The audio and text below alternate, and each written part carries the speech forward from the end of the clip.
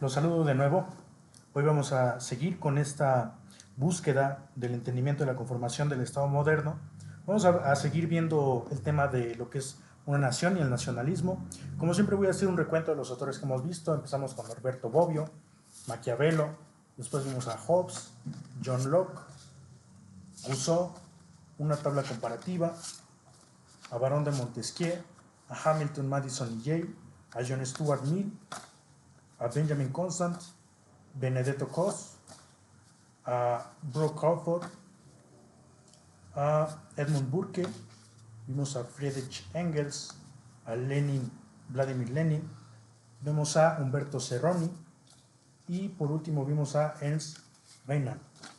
Entonces, en esa misma línea de Ernst Renan sobre lo que es una nación y lo que es el nacionalismo, hoy vamos a ver a otro Ernst Gellner, un francés también, que nació en 1925, es un autor más contemporáneo, murió en 1995. Nació en París en una familia judía checa. Huyó a Inglaterra para escapar de los nazis. Fue uno de los sociólogos más importantes del siglo XX.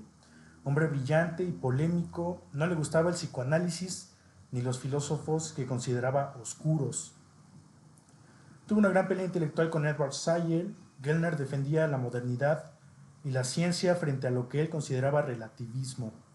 Dejaba conferencias muy importantes para irse a escalar las montañas. Un judío francés, Gellner, que él nos va a hablar en su lectura de lo que es naciones y nacionalismos, que es diferente, como ya lo mencioné en el video anterior. Vimos la propuesta de Renan sobre lo que es una nación. Renan decía que una nación no es ni algo biológico, ni pertenece a la raza, ni es algo geográfico, mucho menos religioso, sino que tiene que ver con el pasado, con los grandes acontecimientos que la gente pretende que han hecho juntos, es decir, recordar el pasado y olvidar también parte del pasado, que son las masacres y las guerras que han ocurrido entre ellos, y el presente. Decía la nación es el pasado y el presente en tanto que hay esta convicción y esta voluntad de seguir perteneciendo a un mismo entorno en el que podamos convivir en armonía.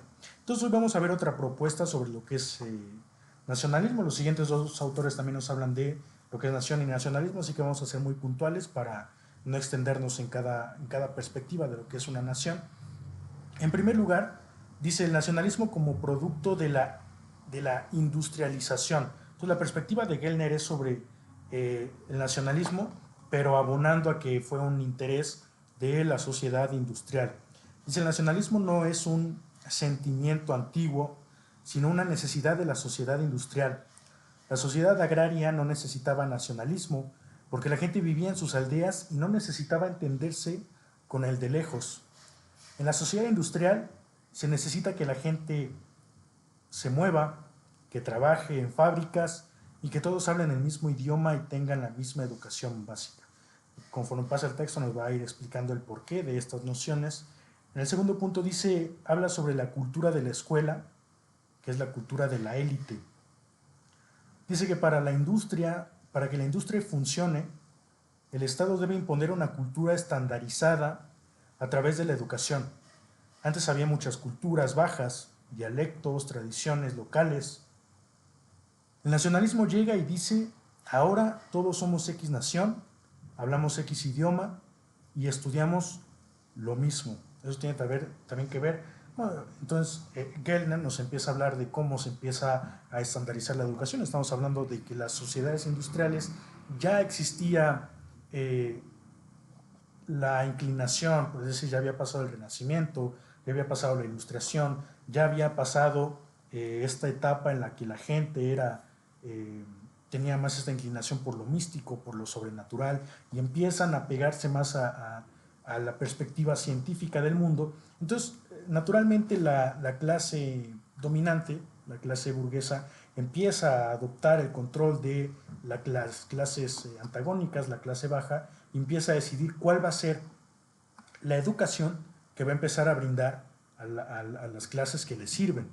No les va a brindar una educación en la que les enseñe, bueno, todavía no estaba en auge una visión una perspectiva contradictoria al capitalismo, a las sociedades industriales, como lo pudieran ser el comunismo, el marxismo, el materialismo histórico, pero ciertamente ya había esta noción de que había que imponer a la gente una educación estandarizada, y como se dice siempre y como se suele decir también, puede aplicar para las sociedades modernas de hoy, que se tiene que tener a la gente en una perspectiva en la que no busque la trascendencia intelectual ni de la transformación de la sociedad, sino que sean en las escuelas, se dice simplemente la educación es para crear empleados, ¿no? Para crear empleados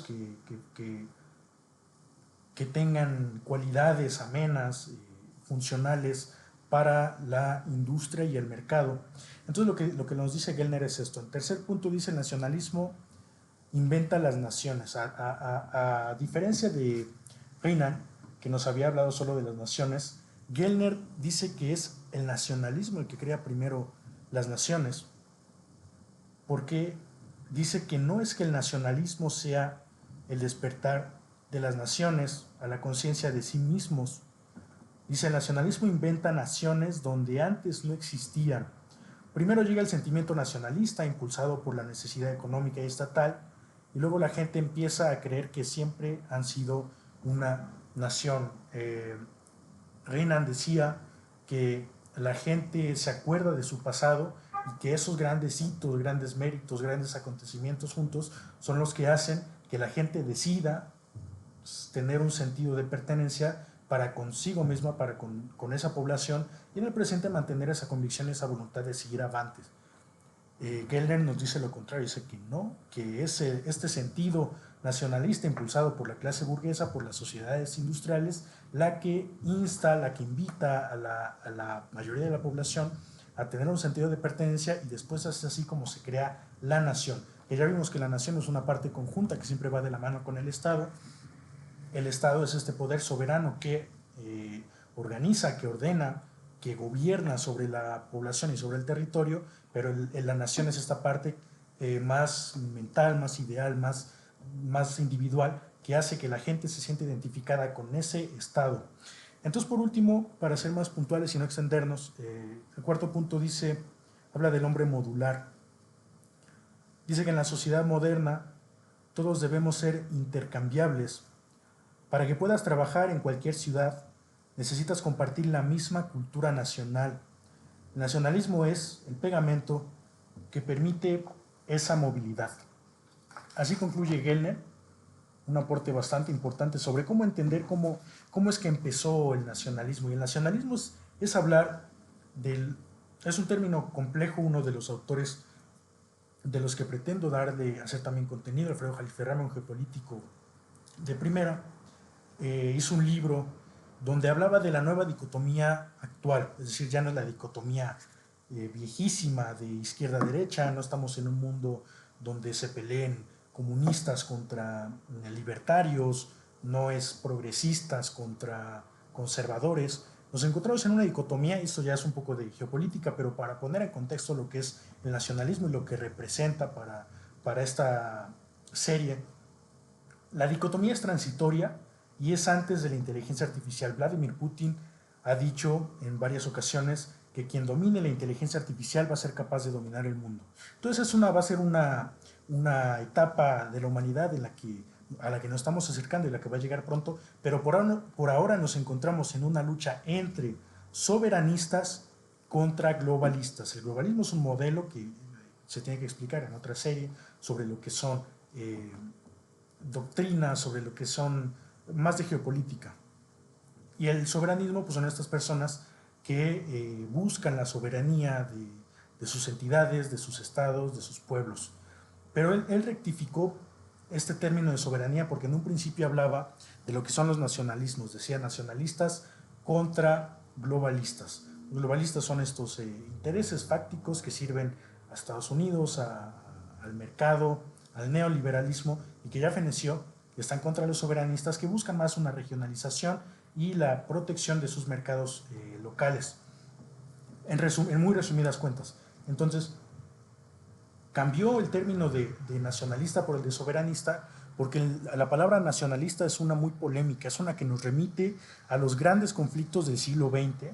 Recordemos que el nacionalismo dio origen a las grandes guerras del siglo XX, tanto la primera como la segunda. La primera fue un conflicto que ya había el trasfondo, ¿no? Porque siempre en la escuela se enseña, pues una cosa es el pretexto y otra cosa son las cosas de fondo, pero en el pretexto se sabe que el nacionalismo serbio fue uno que ocasionó la muerte de este aclamado rey, el que después empezó, príncipe, perdón, que después dio inicio a estas declaraciones de guerra de una nación contra otro, de un país contra otro, y fue como se extendió la Primera Guerra Mundial. Y después en la Segunda fue el nacionalismo alemán el que provocó esta gran catástrofe, esta gran guerra, la Segunda.